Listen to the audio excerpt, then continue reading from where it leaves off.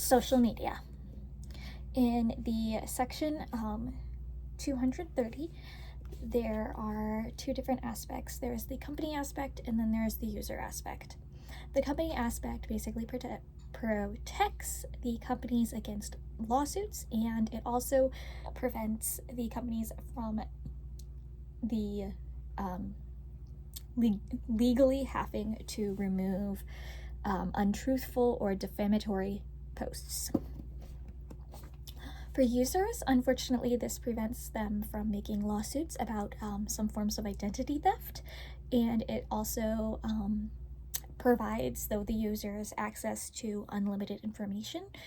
This can be a positive or a drawback depending on what you are looking to do.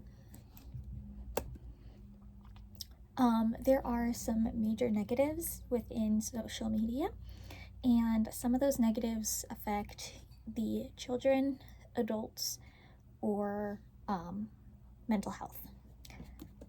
So the negatives for the children are going to be it impacts their self-confidence.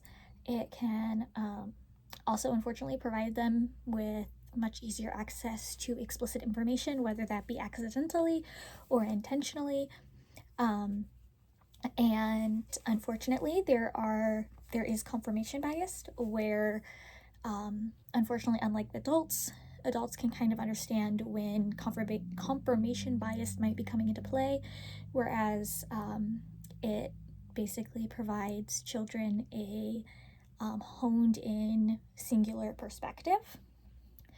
And unfortunately, their kids experience bullying in all forms of ways, and with the increased use of social media and the impacts that it's having, more and more kids are experiencing bullying outside of school, not just within school or like quote unquote on the playground.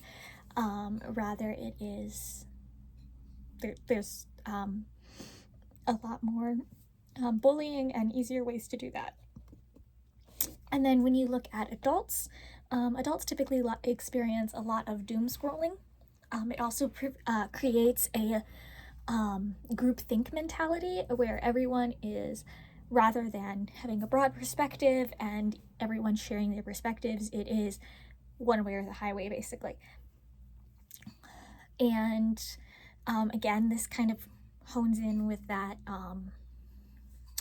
idea before that we were talking about with confirmation bias in children. It also does impact adults. So like it, rather than being able to experience other people's perspectives, it's just in regards to whatever the algorithm picks up as being, okay, this is what you're saying you like, so we're going to continuously keep showing you those, rather than going, oh, you like this, what if we throw in we can just look at political views. And so if you have most of your political views are, let's say, Republican, and you are like, okay, yes, I like the Republican Party, but you also enjoy being able to have the perspective of, say, the Democrats. And so by looking on social media, rather than social media also incorporating Democratic viewpoints or liberal viewpoints, it just continuously keeps showing you the Republican side of things, and it doesn't really allow you to broaden your horizons. And then again, with the negatives, mental health. Mental health is largely impacted, again, due to some of the things like doom scrolling and excessive use of technology.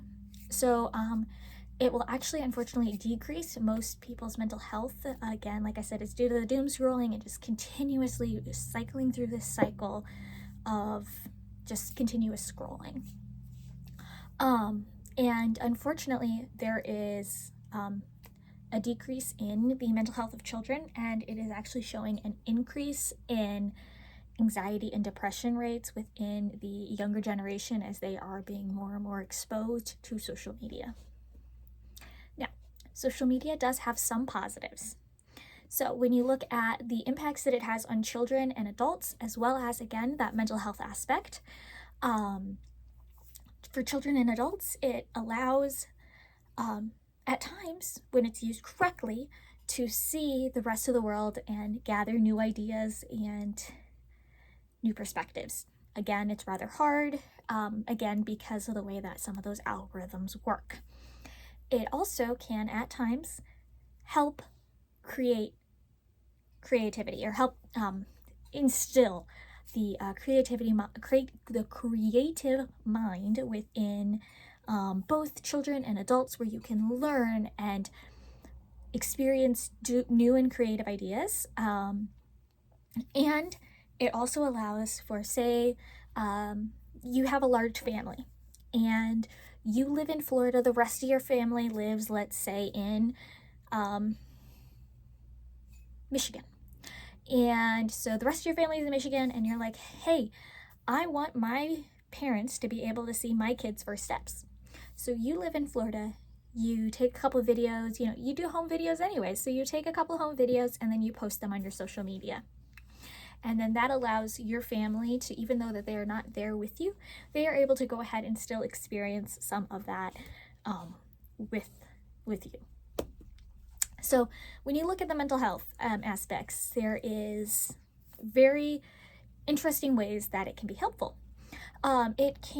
Social media can also provide you with different ways to reach professional mental health advisors and different advocates and things like that, in regards to anxiety, depression, simple ways to try and help combat it.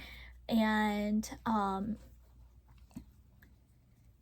it also helps with increasing the amount of potential self-help that you can be able to have access to be able to work with others and understand, okay, this works for this person. Here, this is an idea you can try. Okay, that doesn't work, that's fine. You go to the next person. Okay, this person, I'm trying this works, or it doesn't. And being able to have that trial and error, and yet having a singular area where you can all come together and go, okay, these are some different options. Now we're going to go ahead and try and understand these. So even though there are many negatives and positives in regards to social media, understanding and having some form of regulation, I feel like, is necessary because of the negatives.